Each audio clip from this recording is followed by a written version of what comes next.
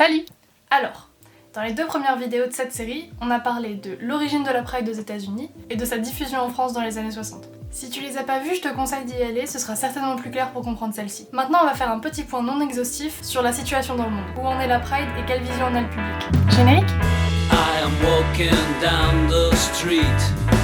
Sachez déjà que même s'il y a de la discrimination partout, on est quand même globalement mieux en Amérique et en Europe de l'Ouest. Si chez nous on a le droit de descendre dans la rue pour revendiquer nos droits, il y a encore des pays, notamment en Asie et en Afrique, où l'homosexualité est illégale. Je vous parle même pas des autres lettres du sigle. Et encore plus de pays où une propagande LGBT telle qu'un défilé serait impensable. Même chez nous, la vision de la Pride n'est pas totalement positive. De l'extérieur, les Français la voient en gros comme un festival de techno hyper bruyante, fréquenté par des pervers et des travestis. Et ça remonte d'ailleurs au tout début du mouvement. Dans la première marche en 71, beaucoup de manifestants qui manifestaient avec les syndicats pour le 1er mai ont été outrés à la vue des slogans des associations homosexuelles qui étaient volontairement provocants. Il y avait par exemple CRS desserrer les fesses ou nationalisation des usines à paillettes. Et depuis, l'image de la folle est celle qui est restée la plus présente dans les médias et du coup dans l'imaginaire collectif. Et ça rebute pas mal de monde, même dans la communauté malheureusement. Et dans le monde, les festivals de la Pride sont vus plus généralement comme une propagande du lobby LGBT. Mais cette vision extérieure, elle donne la place aux personnes cis et hétéros de se dire « Mais moi aussi je suis fière, moi aussi je veux une Pride !»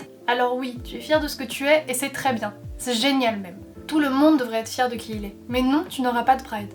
Parce que toi, tu as le droit d'être fier. Tu l'as toujours eu. Alors que les personnes LGBTQ+, elles ont besoin de célébrer les fiertés pour se rappeler qu'elles aussi, elles ont ce droit qui te semble anodin. Les enfants et les adolescents, qu'ils connaissent déjà ou non leur identité et leur orientation, ils ont besoin de savoir qu'ils ont le droit de pas être dans la norme et qu'ils seront pas seuls s'ils sont différents. La Pride, ça sert pas juste à faire la fête ou écouter de la musique. La Pride, c'est montrer que c'est normal d'être gay, lesbienne, bi, pan, trans, non-binaire, de se questionner ou juste d'être dans un modèle différent du modèle classique et qu'on doit en être fier. Toi, personne cis et hétéro, tu n'as pas besoin de ce rappel, donc tu n'as pas besoin d'une Pride. Alors oui, depuis quelques temps déjà, le mois des fiertés, c'est aussi devenu dans le monde le concours de quelle marque montrera le plus son soutien à la cause pendant 30 jours. Et dans la communauté, beaucoup de gens le voient un petit peu comme un foutage de gueule et comme un coup marketing des marques qui profitent d'un combat quotidien pour gagner la sympathie du public. Mais pour me faire avocat du diable, les marques en faisant ça, elles prennent le risque de se mettre à dos toute une partie de leurs clients potentiels et puis elles donnent de la visibilité au mouvement. Par contre, là où c'est nul, c'est quand les marques elles utilisent l'image de la Pride pour vendre leurs produits, mais que derrière elles soutiennent des associations anti-LGBT ou qu'elles font des discriminations dans l'entreprise même.